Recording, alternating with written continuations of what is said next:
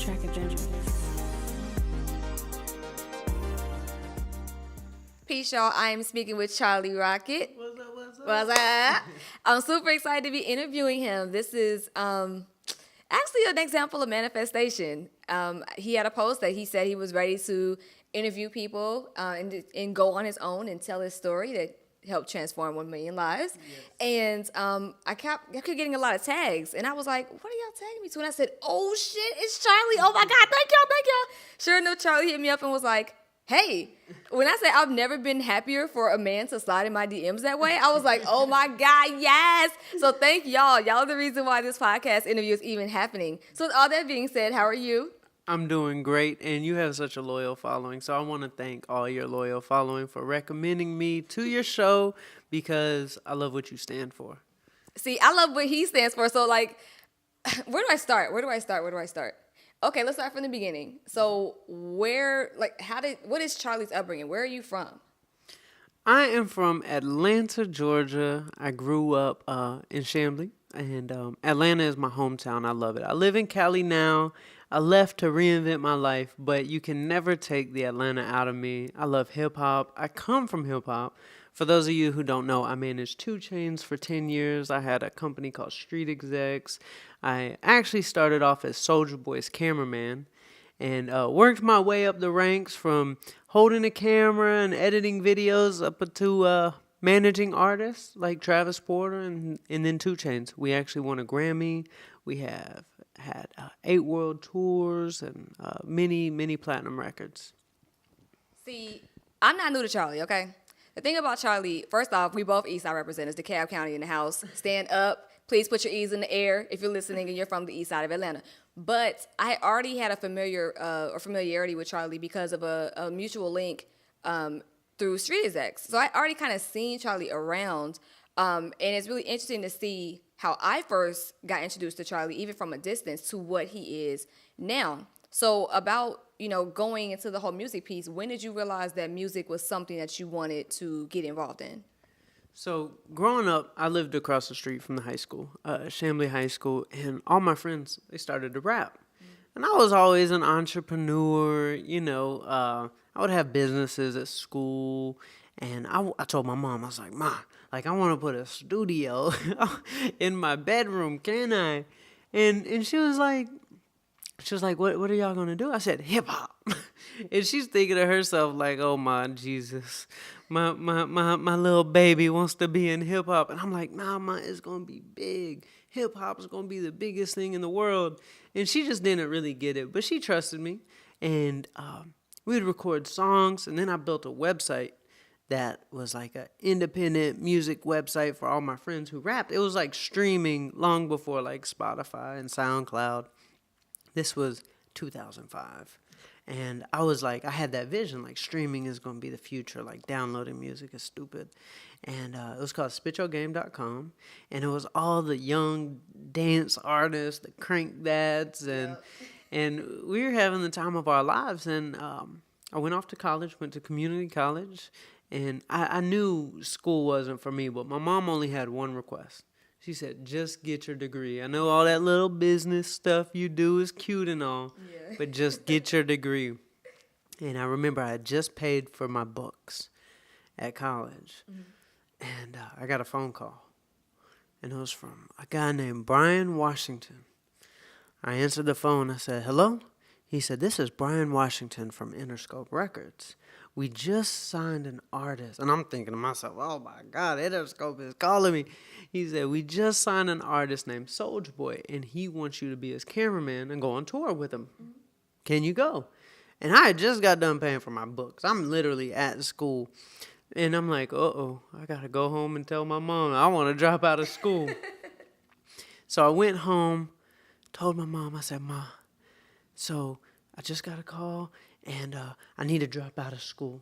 She said, drop out of school for what? I said, well, Interscope Records called me, and they want me to go on tour with a rapper. And you could just imagine what's going through her head. Like, oh, my sweet baby, just on tour, rap. They're probably thinking about sex, drugs, violence, and I'm like, no, like, this is a big opportunity for me, but I need to drop out. And she took a moment to think, and she said to me, when a door opens, you got to walk through it. You can always go back to school. Aww. And I went on tour 6 months later. You know, Soulja Boy is on top of the world. Right. I'm talking about he's got the #1 album. He's broken every record for ringtone sales. And I remember he let me wear this diamond necklace. And because he wanted his crew to look good. You know, like I didn't have any money, but he wanted his crew to look good. And he took it back from me one day. He said something to me like, "Oh, I'm just gonna get it cleaned. Let me see that necklace." I was like, you know, okay. And then the next day, I remember we were supposed to fly to L.A. for the Jimmy Kimmel show. And I didn't get my itinerary. I show up at the airport. I'm living with these people 6 months every day, and I didn't get my itinerary. And after a few hours passed, I just realized, I think I'm fired. At the airport? At the airport. And Oh my God, that's messed up. I wasn't even mad. I wasn't even mad because I just knew I was meant for something bigger. And I went home to my mom. I said, "Ma, I think I'm fired." And she said, "Well, if you're not going to be in school, you got to pay rent." I'm like, "Ma, I just got fired. What you mean I got to pay rent?" She said, "If you're not going to be in school, you got to pay rent." And I was like, "Okay, whatever. But I'm going to be a manager." She said, "You're going to be a what?" I said, "I'm going to manage artists." She said, "What do you know about managing hip-hop artists?" I said, "I'm going to figure it out because that's where the money's at." Right. That whole cameraman thing, that was okay. But the managers, they're making real money. Right. So I signed this girl group, and I got them a record deal with Interscope Records. And I feel like I'm on top of the world. Like, I can see my future. Like, we got a record deal. We're on 106 in Park. What group was this, if you mind me asking? Their name was Vistoso Bosses. And they had just, they didn't get that big. And I'll tell you what happened. So things are going great. We're getting off the ground. We're getting a little radio player. We're on 106 in Park. And I remember at this show in Washington, D.C., they got off stage and they cussed me out. And I'm thinking to myself, what'd I do? They're like, "You didn't give us water when we got off stage." And I'm thinking to myself, some funny business is going on, because when people start finding things to be mad about, that means they got something else going on. Right. And come to find out, they were talking to Sierra's manager, and they left me for Sierra's manager. And they were like, "Well, we can't really have a 18-year-old manager. You know, we're a big group now." And I'm thinking to myself, like, Jesus, I just can't catch a break. Like, I'm almost there, but I can't all the way get there. And went back to my mom's basement. My dog's about to fall off my lap. I got this little dog. I'm dog sitting for those of you watching on the camera. So I go back to my mom's basement, and I said, "Ma, I got fired." And she said, "I knew I didn't like that hip-hop business." But she always trusted me. I said, No, Ma, don't worry, because I got a vision. Right. I'm from Atlanta. I need to go to the streets. We don't need the little pop girl group. We need a real Atlanta artist. And I found this group on the east side of Atlanta, Indicator, and their name was Them Hard Hitters. And I was like, we got to change this name. And they had it tattooed on them and everything. And we're sitting in my mom's basement. And they came up with some crazy name called Travis Porter. And Travis Porter, they were great. We had 3 top 20 records without a record deal. We had big bidding war. And then that's when I was in a position to grow my company. And I found my business partners. And we created this company called Street Execs. And then that's when we discovered 2 Chainz. And everything just took off from there. And 2 Chainz' name was Titty Boy. Yeah, I remember. And I told him, we gonna have to change his name. Wait, so you were the one that told him to change his name? We, as the company, we all knew that, because he couldn't even say his name on television. But you know, there was somebody else's name I changed too. I'm known for changing names. Roscoe Dash. So Roscoe Dash's name was ATL, and I remember I was just in my mom's basement a couple of days ago during Thanksgiving, and I have a wall where everybody signs a wall, like thousands and thousands of signatures, because that was the Spiritual Game basement, the Spiritual Game studios. And I remember he wrote his name down, and that's where we recorded All the Way Turned Up, was in my mom's basement. Dope. That's so dope. And I remember when he came down there, he signed the wall as ATL. I was like, man, if we're gonna work together, which he ended up firing me as well. If we're gonna work together, you got to change your name, and he changed it to Roscoe Dash. So that's my little hip hop story. Shout out to Atlanta for making all my dreams come true and allowing me to make a few artists' dreams come true as well. See, that's how you intro yourself. Did y'all hear that? Atlanta representative, Eastside representative, change your names, change your lives, change your... I got to ask you, though. I changed my name a couple times, too. What was it? CEO Charlie. I remember that. Now it's Charlie Rocket. And, I just like changing names. I feel you. So it seems like transformation has always been your thing. I just got to ask for the sake of my audience because I know I want to know, so I know they want to know. Mm-hmm. When's your birthday? April 6th. And he's a what? Aries. Shout out, because I'm the 13th Aries in the house. Earlier when you were talking about retrograde, I was about to ask you, when's your birthday? So it's Sagittarius season, and all my best friends are Sagittariuses. I got a couple of Sag, loved ones, so I feel you. Again, the awesomeness of Aryan people. I mean, do you feel this? I know you do. But Mercury, I think, if I remember correctly, is in Sagittarius right now, but we can talk about that on another episode. It's not necessarily a transit to really trip out about, because if I remember correctly, it's weak. It's weak in Sag. So it's nothing that's going to turn your life all the way upside down. Well, it depends. Everybody's different. But just out of curiosity, going back to your whole story, I think you've mentioned being fired like 4 times. So there are some people who can't handle being fired once. So after being fired over and over and over again, at some point were you ever like, damn, this isn't gonna work? Like, how did you keep a positive attitude? Yeah, I would feel like it wouldn't work a lot. But my little secret, and I don't know if this was God given or if it's something I learned how to do myself, or maybe both, is I just act like a child. Like, I'm a grown man, 30 years old, but I'm a kid. And a child thinks everything is possible and just wants to try something and doesn't have a measuring stick for consequences. Like I'm like, yeah, I just want to retire from hip hop and become an athlete. And I did it. And if my mind thought about all the things that can go wrong, like an adult would think about, well, have you thought this through, Charlie? Like, how are you going to make money? And I'm like, no, I want to retire from music. And I remember when I went to my business partners, I went to 2 Chainz. I was like, yep, I'm going to retire. I want to walk away from the business and become an athlete. And this was this time last year, October 4th, which my life has changed a few times on October 4th. So I'll tell you this random thing.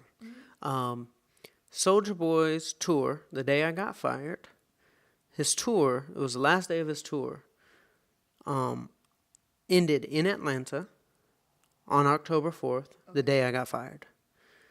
2 Chainz broke his leg. I remember. The first date of his tour was in Atlanta. A few days before the tour started, he broke his leg. So the first few dates of the tour were pushed to the very end. Mm-hmm. The last date of his tour was October 4th at the Tabernacle in Atlanta, Georgia, and that's the day I retired 10 years later. So 2007, October 4th, I got fired. That's when I started my hip-hop management journey. And October 4th, 2017 is when I retired. Perfectly 10 years to the day. That is wild. Talk about a full circle. Because that tour was successful. I mean, I remember seeing a documentary on Netflix about that entire tour. I was in it. So I remember, and I'm just like, how do you walk away? Because that tour was fired. So how do you say, you know what? This was great. I'm done. Like, were you thinking about it previously? Like, how do you go from that? Well, everything in my life, it was Like, business for me was amazing, and I love business. I'll never not love business, but I was on a path to early death. I was 305 pounds. I was diagnosed with a brain tumor, and I was trapped by food. I had a food addiction, binge eating, and food is a really bad thing to be addicted to. I mean, all drugs are bad, but food is something you need to live, and it's everywhere. Like, you don't walk down the street and see, like, stores or billboards for heroin. Like, food is literally everywhere, so it's a very tough thing to be addicted to, and it's a real addiction, and it will kill you. My family, they for good reason, because I had artists get shot and killed, like Bankroll Fresh, and Young Dolph has been shot at, and 2 Chainz has been shot at. I've been shot at, and I researched how many gun deaths there were each year, and on Google, 22,000 deaths, and I'm like, wow, that's a lot. Like 22 people are in the grave because of guns, and I'm off in the middle of it with hip hop. But then I looked up on Google. I said, how many deaths per year from cardiovascular disease? 600,000. And I told my family, I'm going to die from the violence in our kitchen long before I'm going to die from hip hop. That's deep. Like, there's more violence going on right here in our homes. Right. That y'all don't have to worry about me and hip hop. That's not what's going to hurt me. Food is going to kill me, because, I mean, my body was so imbalanced. I was so sick with a brain tumor, and just binge eating. I would eat 10, 15,000 calories in a night, and I would wake up the next day, and my whole body would be bruised and sore because of I would expand so much. Like, I would go from wearing a size, 2X to a size 4X overnight, just because of the expansion, that if I just touched my skin, it would hurt. Because, I mean, food can really inflame you and cause an imbalance, and you can, eat. Like, I don't know how I was able to physically do it, but somehow my mind would go into the addiction mode to where it would just eat so much, and I would never get full. But business was a trap for me. The success of business led to food. The deal making of business led to food. Like, we would go out for a lunch meeting. Right. Or the stress of business would lead to food, because when you're stressed, you want to associate with the thing that you do when you celebrate. Right. And that's food. Right. So that's why we go to food when we're stressed out, because it's something that's going to make us feel good in the moment, because that's what we eat when we're celebrating. Right. And I said to myself, I have to build a business around myself that's going to save my life instead of kill my life. Right. Me being in hip hop was amazing. I loved it. But I was going to die from food.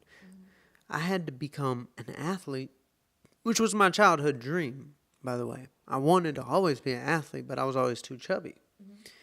But I said, if I build a business around me being an athlete, then that business will save my life. Because I love to work, and my dream was being an athlete. And at the time, it didn't make any sense. Like, 29-year-old man, how are you going to be an athlete? Right. Well, I just figured it out, and this year was amazing. I became a Nike athlete, and I did an Ironman. Congratulations. Thank you. And I biked across America. I was like, yeah, you better do that shit. Okay. We biked right through Atlanta, and I was in the Colin Kapernick Nike commercial as well. That so is so ill. Like, okay, so going back to the brain tumor, when were you diagnosed with that? I was first diagnosed when I was in high school, and it was under control. Benign brain tumor. I had suffered from migraine headaches for years in high school. Like, I would be at school, and right after lunchtime, my migraines would come on, and I never understood why, like what it had to do with lunch. And I went to a doctor, and he was like, oh, you have migraines. Here's migraine medicine. And I would have to go home every day and get under the bed and put the pillows around the bed and everybody would have to get out of the house. I was sensitive to light, sensitive to sound, and I would have to ride it out for like 3 or 4 hours. And this went on for 2 years. And one day I just got fed up. And I went over to my grandfather's house, and I said, Jiddi, that's Arabic for grandfather. I'm half Lebanese. And I said to him, man, I just can't take this anymore. I think I need to find a new doctor. Can you take me to the hospital? Mm-hmm. He took me to the hospital, and I had this pain in my left eye, and didn't know why. The eye doctor looked right into my eye, and she said, I remember her name. Her name was Dr. Cantor Weiner. I'll never forget her name. And she said, I think you have a brain tumor. And she could see it by looking into my eye. What? And had an MRI, was diagnosed. My family was terrified. I went into like this depression. I stopped going to school. But the medicine worked, and it was fine for years, up until about 2 years ago. I was just so sick and overweight and this imbalance in my body. And one day I was at 2 Chainz' house here in California, and I woke up and I passed out. And immediately I said to myself, oh, I think something's wrong with my brain tumor. But I didn't want to tell anybody. Mm-hmm. I had called my mom, and I said, Mom, I want you to come in town to visit me, because I was just scared. I didn't know what was going on, but I didn't tell her. But I just wanted to be around her. And I got an Airbnb. Mm-hmm. That Airbnb was this place right here. Really? And it was my favorite place in the world. And when I walked in here, I said to my mom, I want to live here one day. And like this place just felt like the vibe. It just felt at home. Mm-hmm. I just saw my future here. And I was sitting right there on that couch, and something told me to watch a documentary. I'm from the South. Being vegan is not what... You know I know. I already know. But something just told me to watch a documentary. Right. And I watched it. And it was called Forks Over Knives. That's the same one I saw. Really? Yes. and immediately I just flipped the switch, and I knew that my brain tumor had to be caused from food. And when I replayed all the memories in my mind of high school and the migraines and everything I'd been going through, it was always right after lunch. That food, eating unhealthy, was causing this imbalance in my body.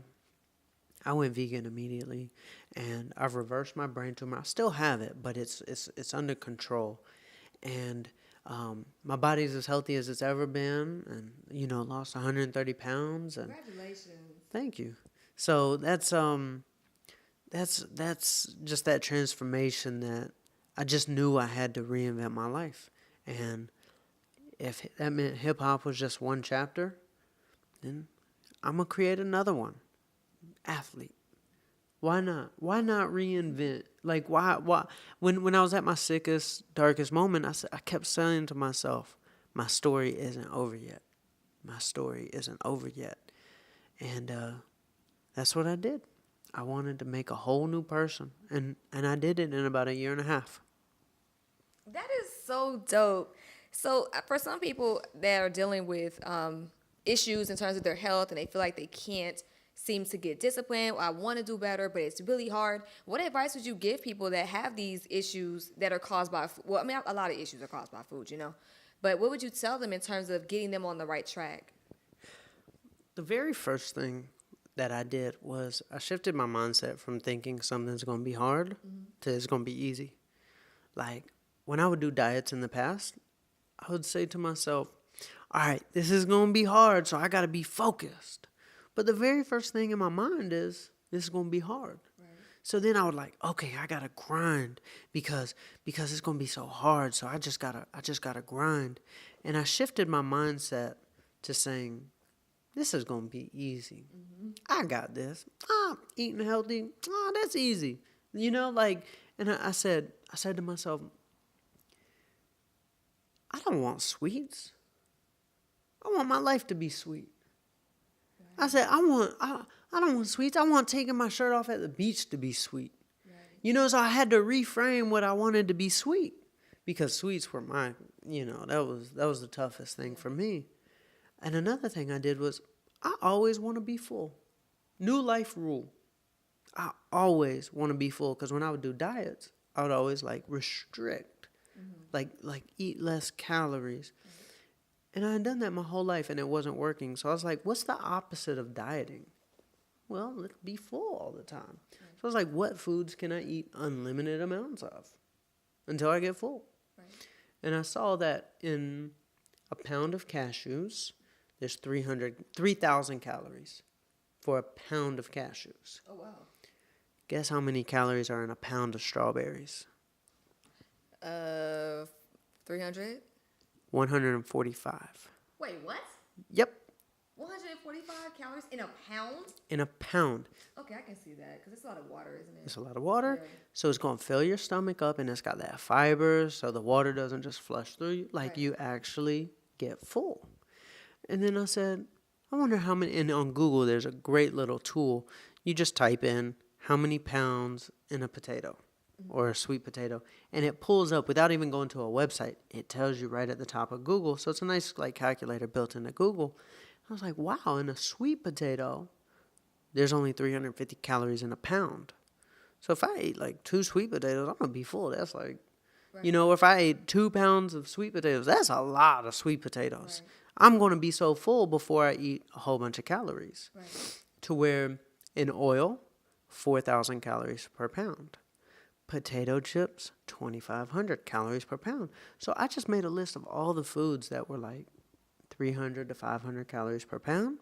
And like, broccoli and stuff like that, that's like 50 calories per pound. Right. So I just find a way to make them taste good. I'm not just eating salads all day, right. But I do want my food to taste good. So those were the shifts that I made. Wow, that was some really good advice. I mean, just not even necessarily for like weight loss, but just healthier eating. Because a lot of us will eat the wrong thing. We will be full, but it's full of the wrong stuff. So, I mean, I got some strawberries in my bag. Now I'm like trying to do like the math. Like, okay, well, that's not quite a pound. That's like half a pound. So that's really cool. Yeah. Okay, so you've retired from the music industry, and how did your company or your colleagues take that? Your artists, like, how was that? Was that an easy transition? The conversation was not easy.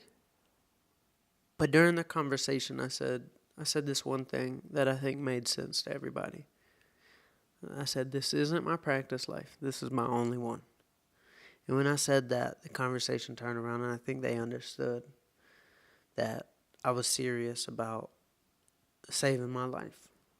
And, I know a lot of people, they would be like, hey, sign me up for the brain tumor. I want money. Like if somebody doesn't have money, they'll be willing to have other things. I'll be 305 pounds if you give me the $15 million business. And I understand that, because it's very hard to tell somebody that, money isn't important if they don't have it. So I don't like people who do that. I don't like people who say money's not important. It is extremely important, because if somebody doesn't have it, they can't hear anything beyond that point. Right. So money is important, and I appreciate everything that happened in my life. Like, it led me to be able to help people, because the things that go wrong are actually what helps people. Being perfect doesn't help anybody. Like, we don't need another perfect person. And I thought about it like, who's the most influential man on the face of the earth or in the history of the earth? I said, maybe Jesus. And he wasn't very popular. He had like 12 followers. But he didn't come up on a horse with a sword and armor, and he wasn't perfect. He was a carpenter. He hung out with poor people. Right. And yet, that was the most influential person. Right. So is being perfect what truly helps people? And I did a little Google search. What's the #1 superhero franchise in the world? Spider-Man. The one guy who doesn't have muscles, the one guy who doesn't know how to pay rent, like the one guy who's just a regular kid is the #1 grossing. And I was like, well, what's the difference between Michael Jordan and Kobe Bryant and LeBron James? Why was Michael so legendary? Well, he got cut from his high school basketball team. We love that story. That makes it feel like it's possible. But LeBron James, it's not his fault, but he's perfect. Like physically, but that's not us. Michael Jordan was a scrawny kid from North Carolina, got cut from his basketball team. So I appreciate everything that went wrong with me because that's what helps people. I think that's really dope. I think at the end of the day, we do want somebody that we can relate to. And the fact that we aren't perfect, that kind of makes for a, well, how do I say it? It makes for a better relatability and loyalty, honestly, because you can see yourself in that person. So I think that's really dope. So going back to, you said, it's not my practice life, I got to bounce. I love y'all, I got to make moves. So how did it go from, okay, we're done, to it's time to be an athlete? Like, what did you do? The first thing I did was I had to conserve money. And luckily, my whole life, like through music and everything, I saved my money. I believed, like, not to live a fancy or flashy life. I would, like, invest every penny I made. I didn't have, like, I'd have a regular nice car, not like a nice car. Yeah. Like, I would never buy a Ferrari or anything like that, but I wanted to buy real estate. So when I retired, I was able to work my way up to being a millionaire, but I moved into a house with 4 other people. I was a roommate. And most people might think, oh, you're crazy. Like, you were 2 Chainz manager. Why are you living with people? I'm like, I want to be an athlete. I've got to conserve. Like, this is unrealistic to do what I'm doing. So I have to live unrealistically. And me living unrealistically would be, I'm going to live with 4 people. Because realistic would be go spend money on a house. Right. But I wanted to conserve. So I cut back on my expenses. I just wanted to chase my dreams. And I didn't know how it was going to work out. But I knew if I helped enough people, I'd be protected. And that's what I've dedicated my life to. And I know it sounds easy. It's not. I still don't exactly know where, my career is going to go. I don't exactly know how I'm going to make money. But, I wake up every day and I try. Like today, I released a podcast. I started my own podcast. And I'm number 6 on the top charts right now. And 9 months ago, I bought that microphone, and I would look at it every day. And I was too scared to talk into it because I was afraid of not being good. Right. When you're kind of somebody and you have to start from nothing, anytime you start something, it's you're not going to be good at it at first. Right. And I was afraid of that. But I got over my fear, and I just did it. And I guess it's a lot like a roller coaster. I've never ridden on a roller coaster. Too scared to ride on a roller coaster. But everybody says when you're scared and then you do it, and then right after you're like, let's do it again. And it wasn't that scary after all. And now that I've like released my podcast, it's like, okay, let me figure out how I'm going to run my business and how I'm going to make money doing this. I'm still figuring it out. I'm in the process. I don't have it figured out yet, but I will. Just like with music, I bumped my head so many times. I'm going to be an athlete. Yeah, I'm a Nike athlete, but I've got to make some real income, So I'm on my journey. I'm figuring it out. Probably just like everybody. I love that. Like, it's amazing how things kind of bring you around to where you're supposed to be. So it sounds like the music period, 10 years in, right? Well, 10 plus years in, it brought you to, let me ask you, do you believe that being an athlete and being on the mission to transform 1 million lives, which I want to get into just a minute, do you think that that's your soul work? Because some people have their purpose where they're like, this is what I'm here to do. Oh, 100%. Oh my goodness. Yeah. It's transforming people's lives. There's a couple different ways to do it. What spoke to me was I want to transform people's lives through action.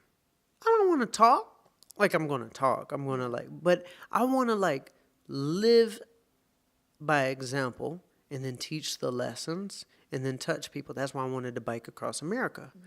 It's like I can go tell everybody on the internet, this is what you should do, or this is what can help you. But I wanted to bike across America to chase my dream, and at the same time touch everybody as I'm going. Right. To teach them the lessons through what I've learned in the past or what I'm currently going through. And that's just what I envision for my life. I just want to do these missions. I want to lead by example. People see the growth and success, and they'll be like, wow, that's inspirational. And then they'll also see, wow, he's going through something, and that's also inspirational to know somebody is going through what I'm going through. Right. So I feel in order to transform lives, we have to be the people. Like, you can't be some perfect person. Yeah, you can have influence on people's lives. Right. But to transform them, they need to know you go through the same things they're going through. And if we could teach them how to overcome it in real time, that's what will stick, other than just some motivational speaking event.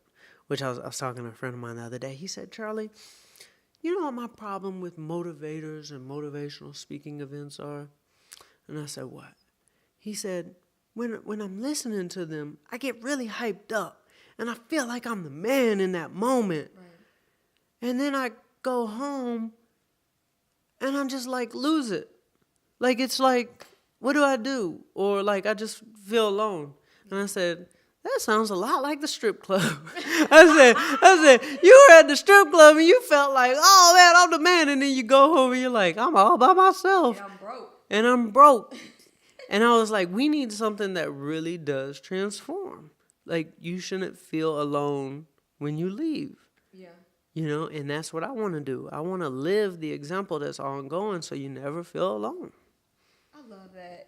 And what's so cool about you saying the whole empowerment events is because I have a little bit of a bone to pick with some of those events too, because it's like you pay your money. Some people pay their last. They pay their last $100, $150, $200. And they try to sell you something else. They try to sell you something, number one, and then you leave with a lot of good words, but it's like, who checks on you when that's over with? Like, is there like a follow-up or a support system afterwards? And most times it isn't. It's get the check, pay your speakers, everybody go home, you recoup your money, and that's that.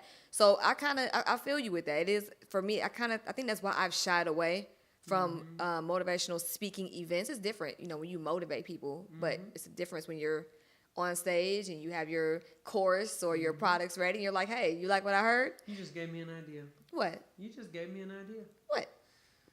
So I want to speak because I want to be in front of people. Right. But I have that same problem you have.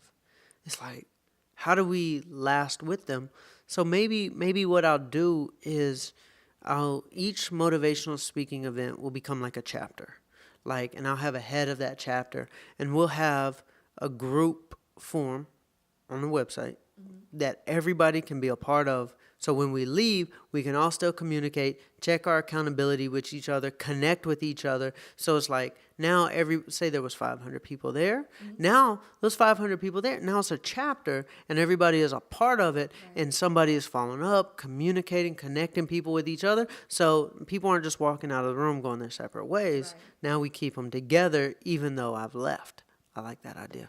Damn, you just came up with that on the spot. Has that always just kind of been how your mind works? You're like, yo, got an idea. Well, you just created a problem, and I'm like, well, like, how do I solve this for myself? Like, I'm not a genius. Like, I just wanna see if there's a answer to the problem. And it's like you said, you know, we just go our separate ways, and I was like, well, how do we just solve that? Well, a form, you know, like let's create a group chat. Everybody there. Yeah, that's so ill. Like how that just came about. Like literally, you're like problem, solution. That is so dope.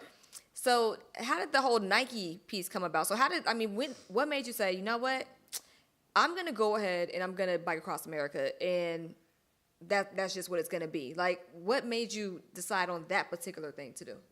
Just being a kid. That's all. So the Nike thing. We'll start with that. I was like, I want to be a Nike athlete. That makes sense to me. Like, Nike is a super inspirational company. I love Nike. And I said to myself, because I believe in the law of attraction and manifestation in a major, major way. And I said to myself, okay, if when I was 8 and I wanted to become a businessman, I gave myself a name, CEO Charlie. I gave myself an outfit, a suit, and I would wear it to school every day with my briefcase. That's so dope. And what did I become? A successful businessman. Yeah. So then when I wanted to reinvent my life, I said, well, I need to give myself a name. I want to be an athlete, Charlie Rocket. I need to give myself an outfit. I would put on my glasses with little rockets and my bandana and my colorful clothes, and I dressed up like Charlie Rocket every day. And what did I become? An athlete. Yeah. Then I said, if I want to become a Nike athlete, I need to do the same thing. I need to dress up like a Nike athlete. Well, what do Nike athletes do? They wear Nike head to toe, and they have commercials. So I said, if Nike athletes have commercials, I'm going to make a Nike commercial. That's dope. And it has to inspire people, for one, because that's what Nike commercials do. Mm-hmm. And I hope Nike sees it. And I made it, and I put it out, and Nike saw it, and they said, that was really inspirational. We want to meet you. And it led the company into a whole new direction based off of what I did. And that's where the Colin Kapernick thing came from. And I created another fan-made Nike commercial called Dream Crazy. They actually named the Colin Kaepernick commercial after that. So if you YouTube the Colin Kaepernick commercial, they titled it Dream Crazy. And yeah, that's how it all worked out. They gave me this, if you're watching. They gave me this astronaut backpack. It's right here. I can hold it. They gave me this cool case and a typewriter that's over there and a letter. But here's a letter that they wrote me. That is so fire that the packet came in. They put the typewriter in the box. The box came in the astronaut backpack and these shoes. But they wrote me this letter. I took it out of the typewriter. But it said, "Hey, Charlie, we see you.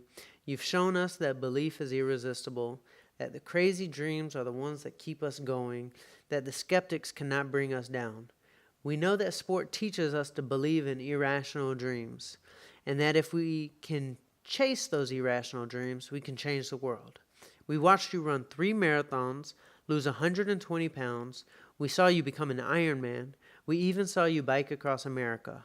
But we also know that your story isn't over yet. Here's a little something from us to get you started on your journey to 305. Nike running, just do it." So, yeah, I have this romantic relationship with Nike. We write each other letters. I can tell. I was like, that was so beautiful. I was like, we see you. We admire you. We believe in you. Here's some gifts for you with love. Nike. That's really dope.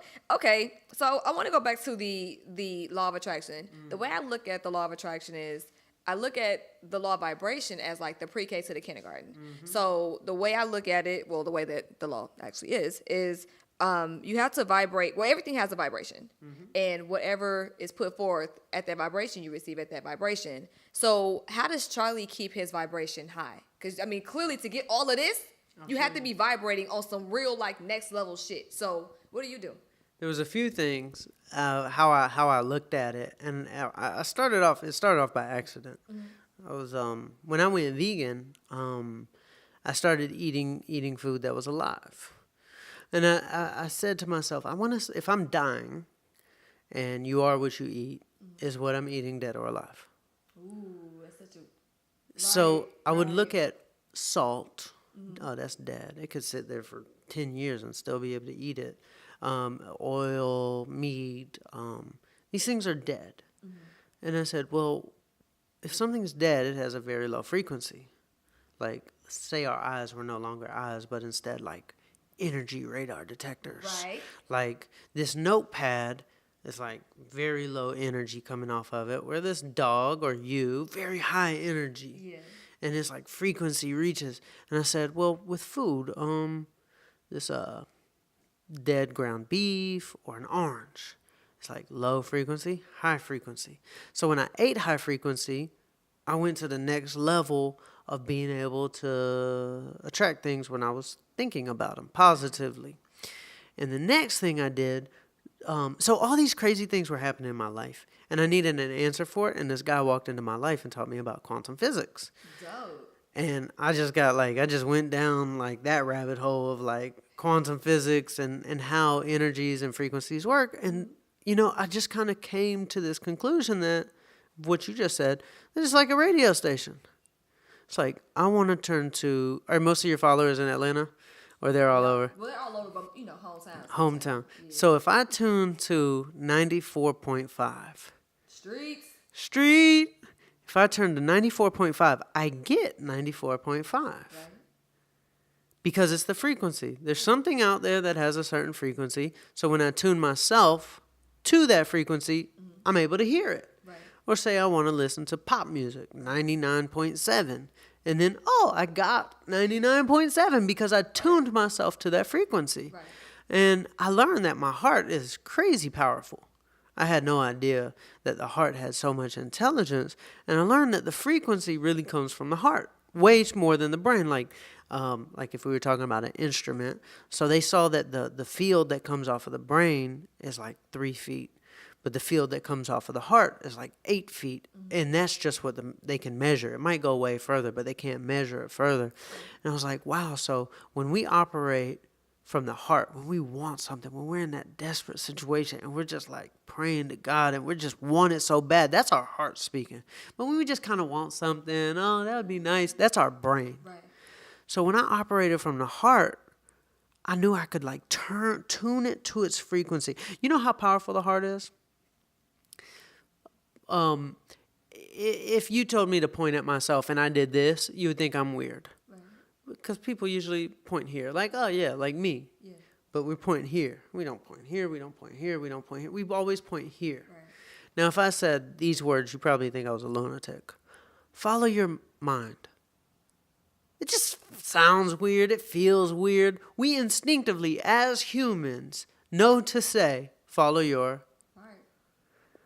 every time. Now, did anybody teach us that? No. It's just in us. It's just who we are to know to say, follow your heart. So that means our heart has intelligence. And when I started tuning and listening to it, I do this thing, and I'll show you some examples. Let me get some notebooks real quick. I have every notebook from when I was a child. And like this one, for example. I do every morning, I write my quantum possibilities, okay? Mm-hmm. And this is when I tune my heart in the morning.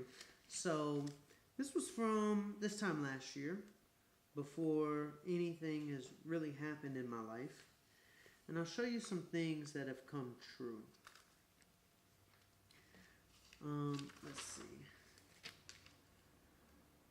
Look, it says, I need a full-time cameraman. Okay? Mm-hmm. So let me show you how this plays out. Every day, I would write that. I said, cameraman will film the most epic story of my life. And I don't have a cameraman at the time. I was interviewing people. Yeah. I couldn't afford these guys, or these guys weren't talented, or he was either an editor only or a cameraman only. Right. I'm from Atlanta where people are like resourceful. Yeah. It's a little bit different. Right. Here. So I would write in here that I want to find my cameraman. And I'll show you how it played out. And I would do this every day. And so hire full-time cameraman to create content. I'm just like looking for it. I'll even say things like something huge will happen today. Here it is. So I was getting frustrated. I had a meeting the night before with a friend of mine, and he told me, he said, Charlie, what you're looking for, it's just not possible. Mm-hmm. Like within your budget. Right. He's like, you're in LA. Like the cameraman who you want to do what you want to do, you're going to be paying $7,000 a month. I'm like, I ain't got $7,000 a month. Yeah. That's too much money. And I got so mad. And I told my friend, I said, tomorrow I'm going to find my cameraman. Mm-hmm. And I was operating from here. Like, right. I was pissed. And I said, I don't like when somebody tells me something's not possible. Right. I go home. The next morning, I'm sitting in front of, I wasn't living here, but I was sitting in front of my fireplace. And I wrote, cameraman and editor search and found today. It will be easy. I'm sitting on my couch.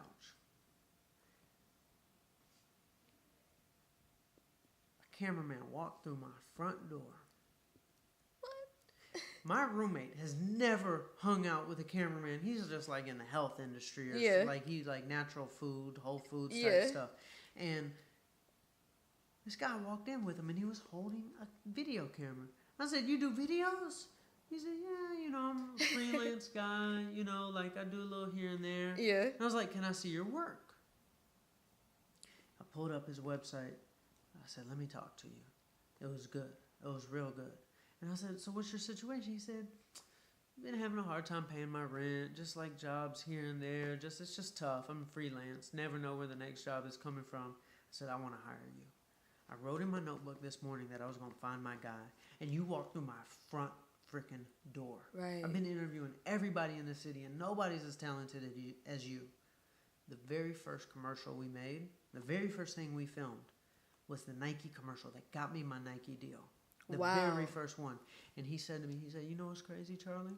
I was meeting with my friends a week before I met you, and we were sitting around game planning. And out of frustration, he said, why aren't we the ones filming the Nike commercials? It's always these young kids filming them. And he's 36 years old, and he feels like the new wave of young guys are getting all the jobs. Right.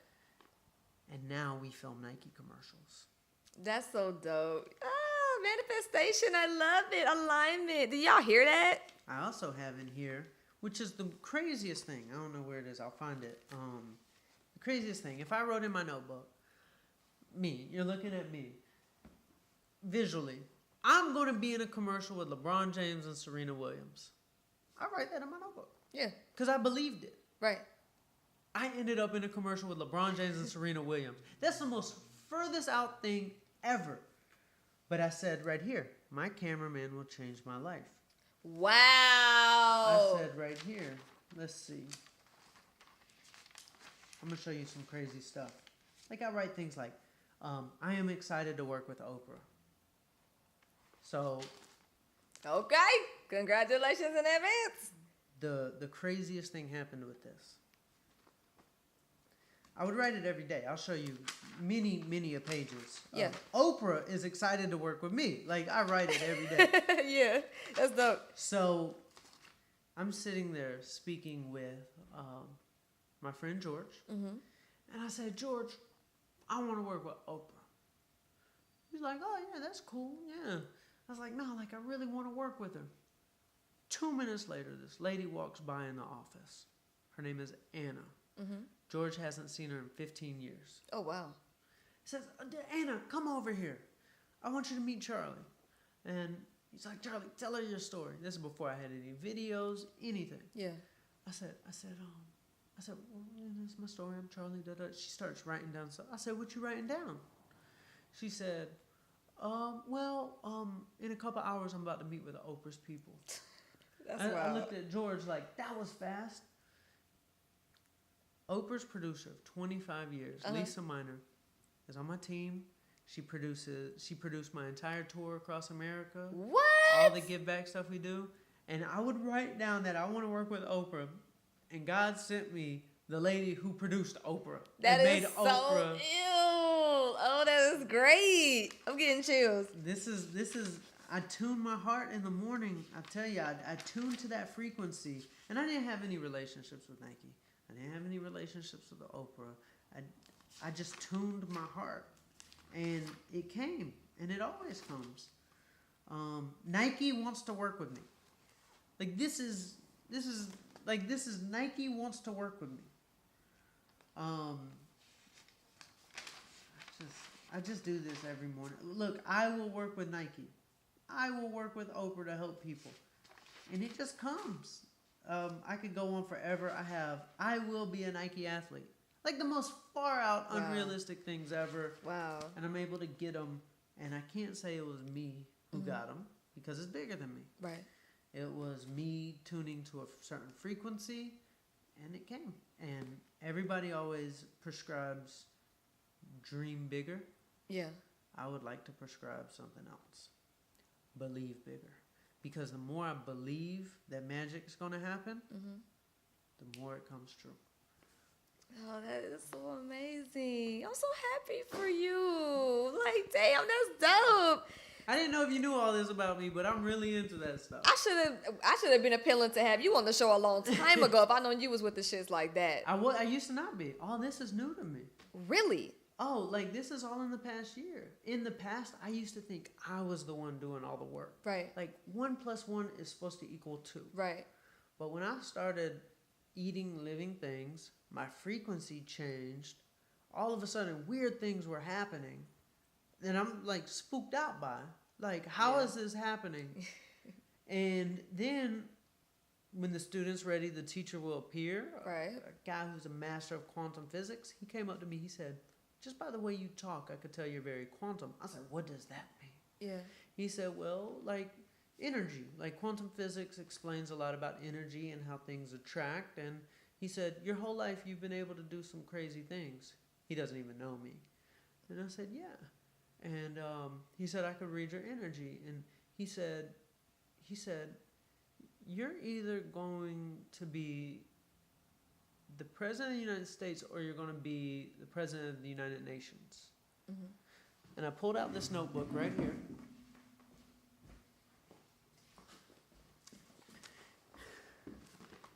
This is another notebook?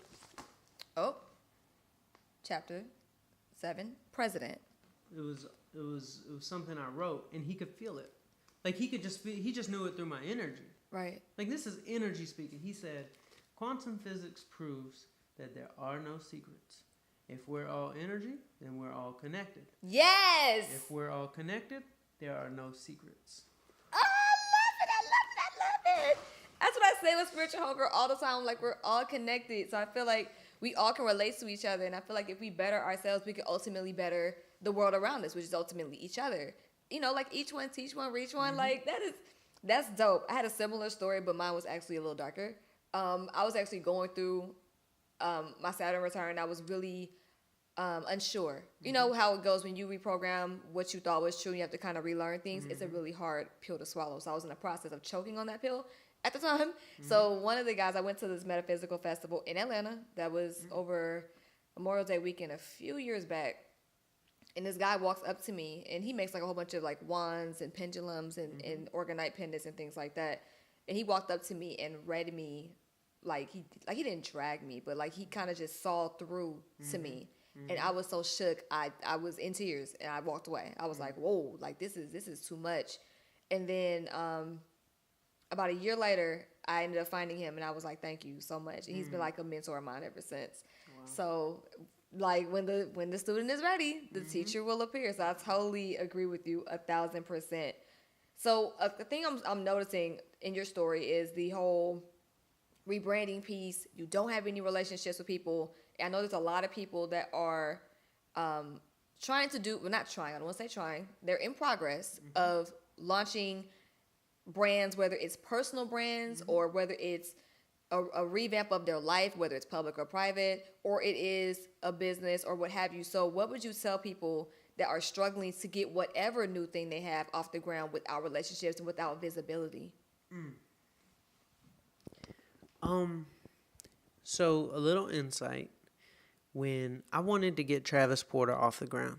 So it's my first group. I'm living in my mom's basement. We were recording on a $100 microphone with a quilt hanging from the ceiling into GarageBand. Wow. 3 top 20 records off of that microphone. Dope. How did I do it? Well, I didn't have money. So what was free to me was talking to people on MySpace. And I just wanted to run the play. I didn't want to be some expert, smart businessman. I wanted to be the factory worker. I just wanted to put the widget on the sprocket over and over and over and over. And I would leave comments on people's MySpace pages, starting with Gwinnett County, because that's where all the teen parties were, and then over on the east side. And I would just find people who were friends, and I would like them, and then I'd follow them, comment. And I would do that 8 hours a day. And we worked our way all the way up at the time to the MySpace top charts. Number 1 on the unsigned top charts. It was always us and YG, back and forth, back and forth. So then I was ready to get into the physical world. Like that started working. So then I was like, okay, I'm going to pass out CDs every single night outside of clubs. In my suit, rain and pouring rain. Club would let out at 3:30, 4 o'clock in the morning. I'm passing out CDs, saying the best thing I can say to make sure people wouldn't throw it on the ground. Right. I would give them that enthusiasm. And a lot of people were like, man, you're CEO Charlie. Like, you're the business owner. Why are you passing out CDs? I'm like, I'm going to do it best. I'm going to do it myself. Like the street team people, they'll like be lazy and then put it in the back of their car. Nobody will know they threw the CDs away. Right. Like I paid a lot of money for these CDs. Right. I'm going to do it myself. I'm going to be that factory worker. And we were able to work our way up from, $200 a show to $1,500 a show, all the way up to $30,000 a show. And then with 2 Chainz, I said, I'm going to drive around to every radio station.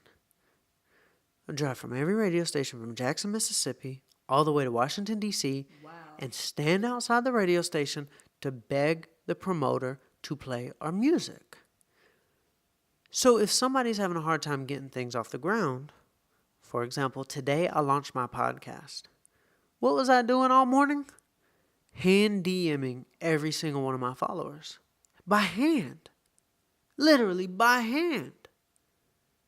That's what I would advise. And I have a game plan. I said if I reach out to 200 people a day and 60 of them, listen, and then 10 of them become loyal followers, 10 times 365. Like I'm like doing my math, like loyal followers. I'm like, wow, we could have a lot by the end of this year. Right.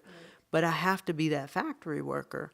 So then beautiful things happen, like with Travis Porter, like Young Dro dissed us, and like that helped us because we were able to get on World Star. I remember. Like we were now like, wow, like I couldn't account for Young Dro dissing us, right, which was great because it gave us attention. But with 2 Chainz, we had a song called I'm Riding Around, I'm Getting It. It's mine, I spend it. Yep. And we were struggling before that to get it off the ground. Really?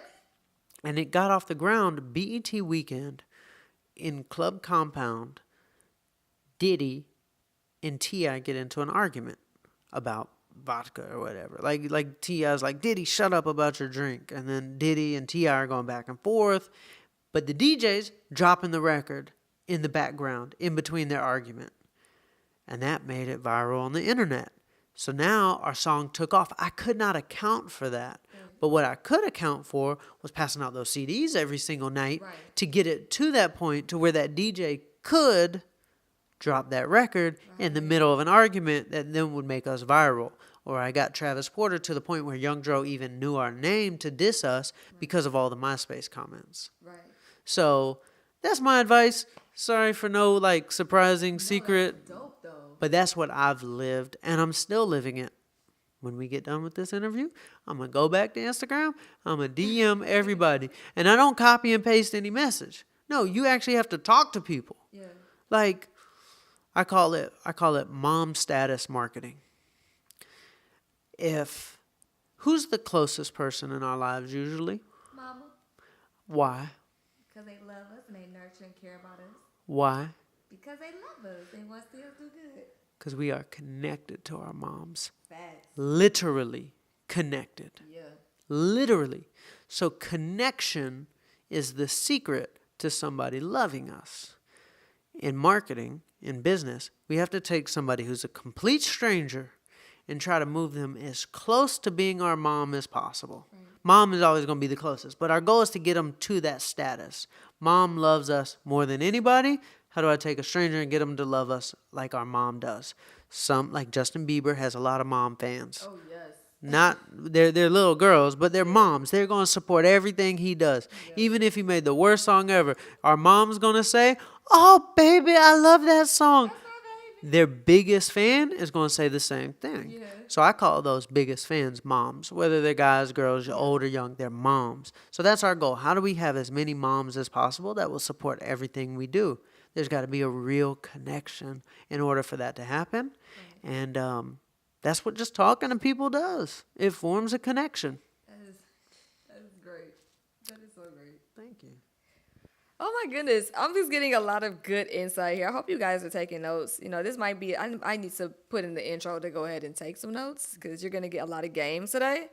So what's next? I mean, you have the podcast going. Mm-hmm. I feel like that's within the mission of transforming 1 million lives. Mm-hmm. So what else do you want to do? It's going to be a lot of missions. There's going to be a lot of touching. I want to go speak everywhere, just like we were talking about earlier. And I want to solve that issue so where people don't feel alone afterwards. Right.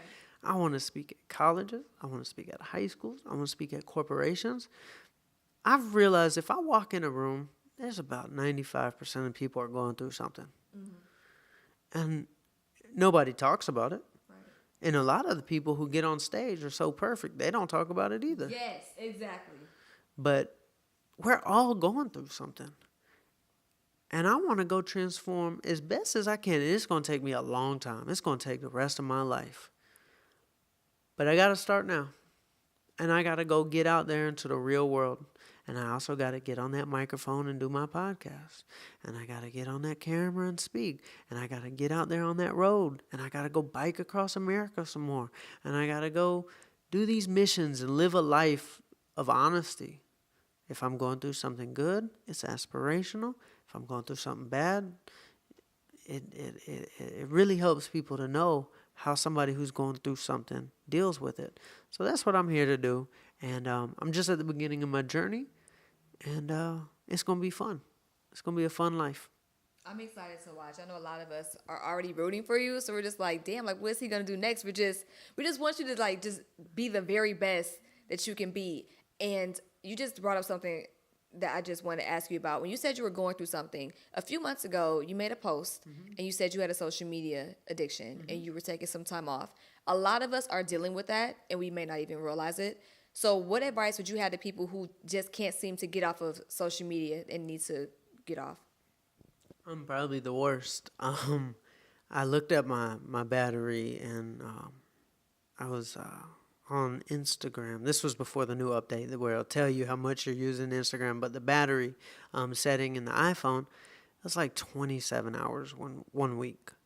I was like, oh my goodness, I am out of control. And I was so addicted to the information flow of other people's lives. And I thought back to when I transformed my life. When I wanted to go from CEO Charlie to Charlie Rocket and actually lose the weight, I actually got off Instagram for an entire year. I deleted the app. And when I stopped consuming other people's lives, there was only one to consume, mine.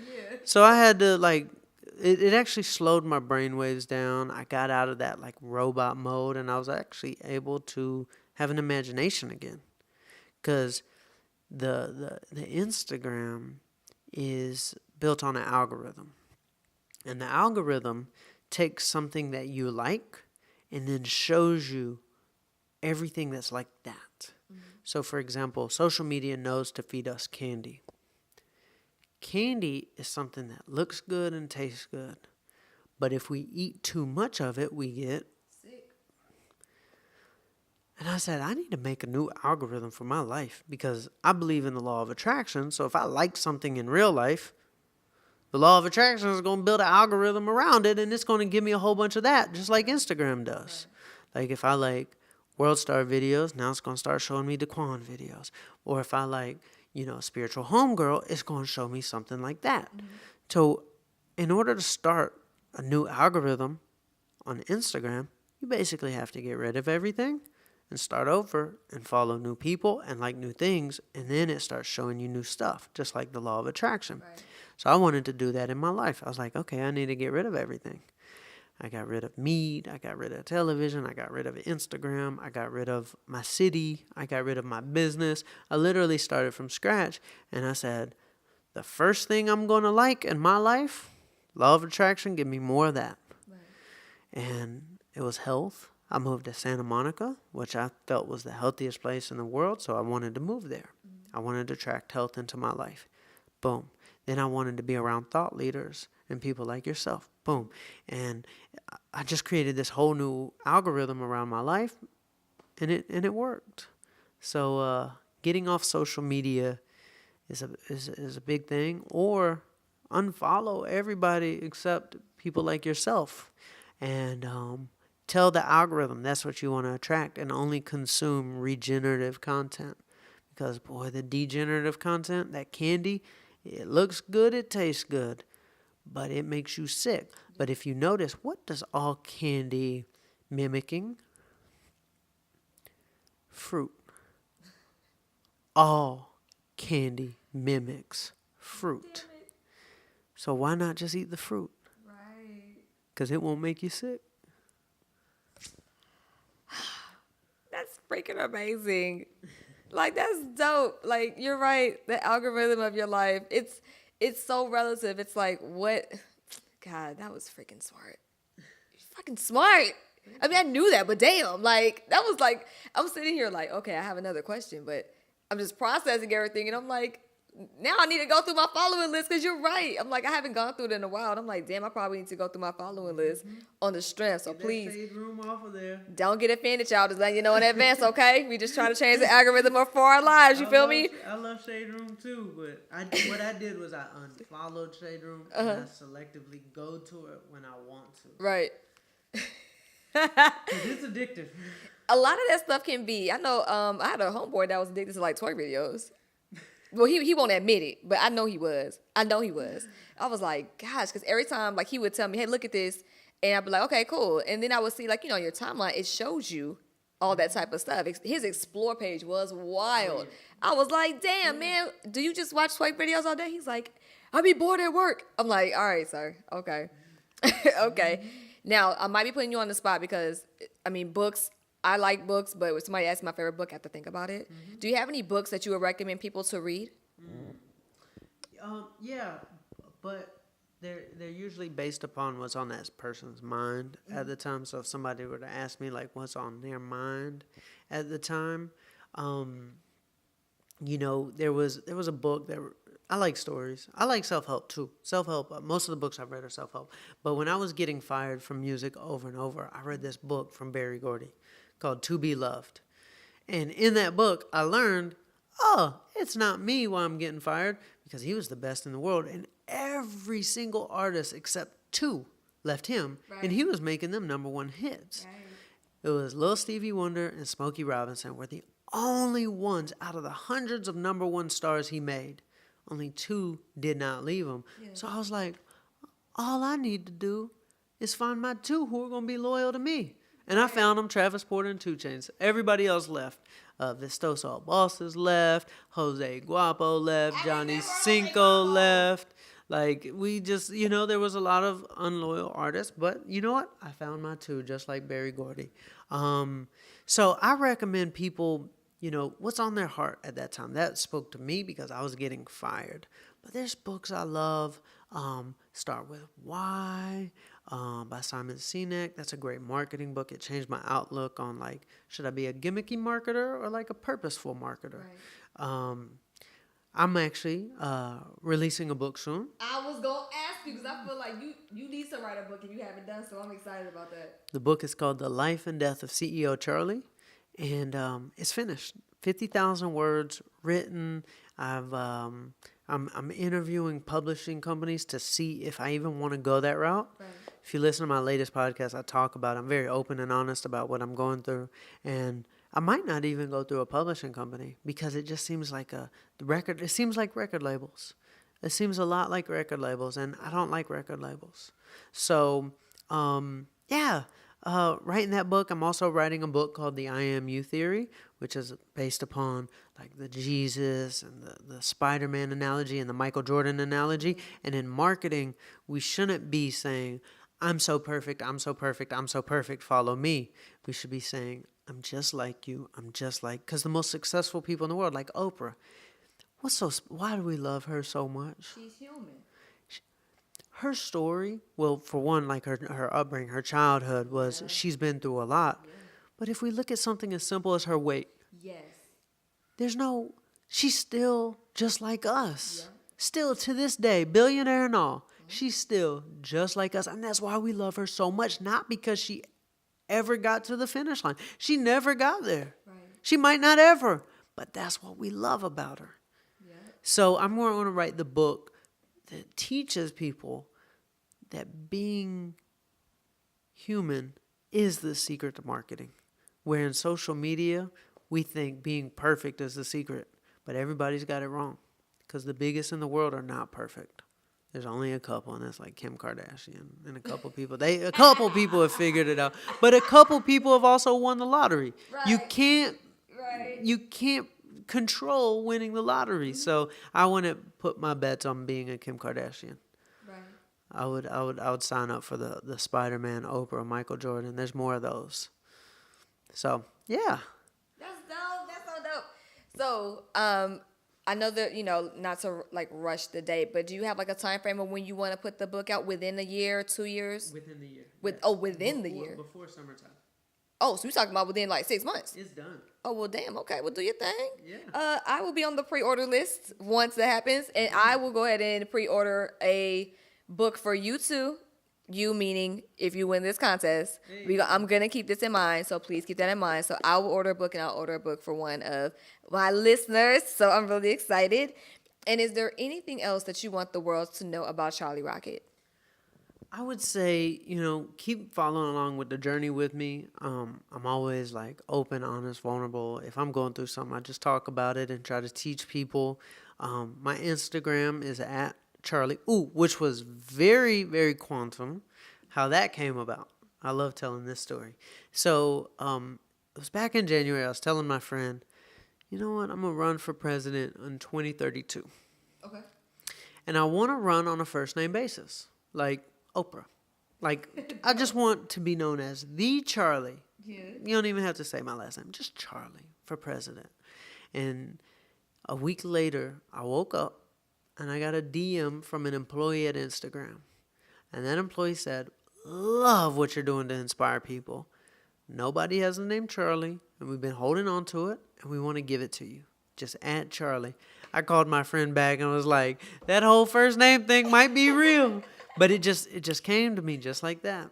That is so dope. So it just seems like, because you would think, if you didn't know you would think, oh, okay, well, former music exec, whatever, he uses connections, uses network. But to me, it sounds like it was the complete opposite. You were like, I'm out the game. I got to start from scratch completely. And it seems like, tell me if I'm wrong here, but it seems like you were just more like, I want this so bad in my heart center that I got to get it done. And that feeling is how you projected and brought everything to you. It's just been on and cracking since then.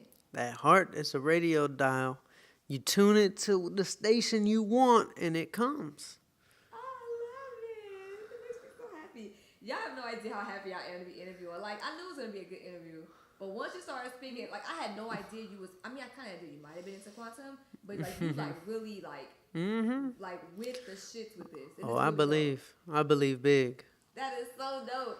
Okay, so is there any other way that people can get in touch with you? You got Instagram at Charlie. Got the podcast. Where can they find it? So just search Charlie Rocket Show on the podcast store or Spotify or SoundCloud. And I just talk about cool things and tell cool stories. I love storytelling. So podcast is good for me because it gives me time to talk. Instagram I love, but it's limiting to the value I can provide. I agree. I do as best as I can, but I really, like, today is day 1 for podcast, so it's a great day. When you came over, I was like, today is a great day, like, so I feel this was one of the best interviews I've done because we got to talk about magic, and that's my favorite thing to talk about. Well, if you want to come back, you can. Let's talk more about it. Let's go on the next one. Let's go deeper. I want to learn from you. I want to learn more because I want to believe bigger. The more examples I hear and the more I learn, the bigger I believe. So I need more. You already know. It's an Eastside connection, too. You already know I fuck with you on the strength. All right. So with that being said, this has been a dope-ass episode of the Spiritual Homegirl Podcast with Charlie Rocket.